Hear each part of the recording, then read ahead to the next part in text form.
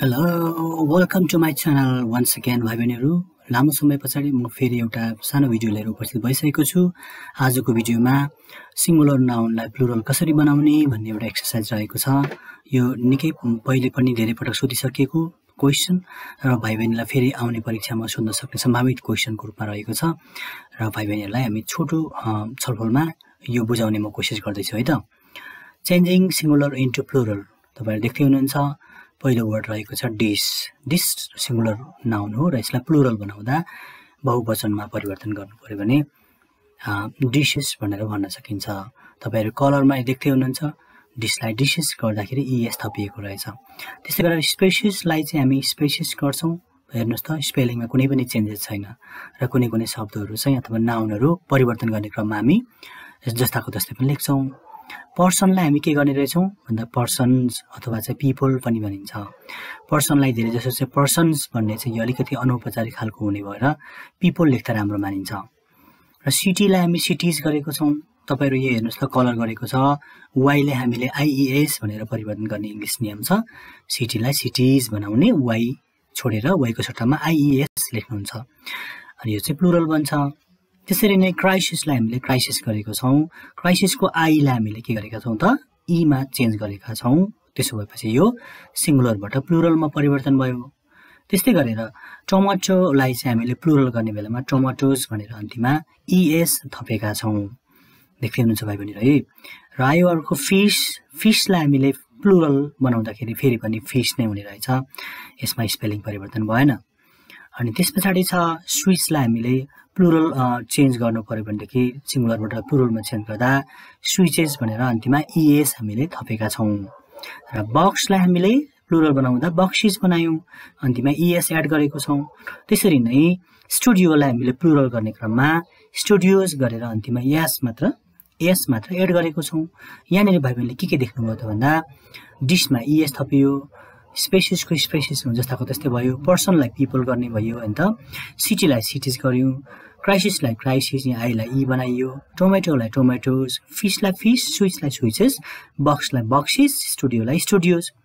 यसरी अन्तमा ईएस अथवा कुनैमा यस मात्र थपेर कुनैमा स्पेलिङै परिवर्तन गरिने कुनैमा चाहिँ वाई लाई आईईएस थपेर हामीले के गर्छौं त सिंगुलरलाई प्लुरल बनाउँछौं। अब अर्को स्लाइडमा जाउँ है त। यसरी नै भाइ बहिनीहरु नाइफलाई हामीले के भन्छौं त नाइफ्स गर्छौं। अगाडिको क चाहिँ उच्चारण हुँदैन साइलेन्ट हुन्छ। भाइ बहिनीलाई थाहा भएकै कुरा हो। नाइफलाई हामी के गर्छौं त नाइफ्स गर्यौं। तपाईले अब स्मार्टली लर्न सिक्ने कसरी सिक्ने भन्दा केएनआईएफई लाई अन्तिमको एफई लाई चाहिँ भीईएस भनेर हामीले परिवर्तन गर्नुपर्ने रहेछ हैन त। त्यसरी नै ट्याक्सलाई हामी ट्याक्सिस गरेको छौं। अन्तिममा ईएस थपेको छौं। र पोटेटोलाई चाहिँ हामीले पोटेटोज गरेर अन्तिममा ईएस थपेको छौं।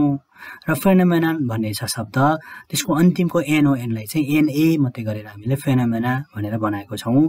यो पनि भाइ बहिनीले त्यो कलरको माध्यमबाट थाहा पाइहाल्नु भयो। त्यस्तै अर्को शब्द रहेको छ माउस।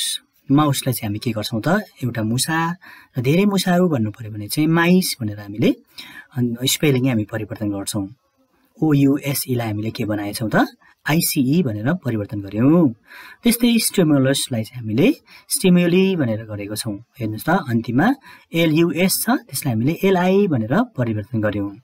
र फ्यामिली छ। फ्यामिलीलाई चाहिँ हामीले अन्तिममा फेरि पनि फ्यामिलीज गरेको छौं। अघि पनि हामीले माथिल्लो स्लाइडमा अघिल्लो साइडमा नाउनको अन्तिममा वाई थियो भने हामीले कसो गर्यौं भन्नुस् त हो आईईएस नै गरेको थियौं। भाइ बहिनीले सम्झिहाल्नु भयो भने यु आर स्मार्ट। आईलाई हामीले के गर्छौं त आईईएस भनेर परिवर्तन गर्छौं। यो इंग्लिशको रुल हो। त्यस्तै टुथलाई हामी के गर्छौं टीथ बनाउँछौं है। टुथलाई हामी टीथ गर्छौं। डबल ओ लाई हामीले डबल ई बनाउँछौं।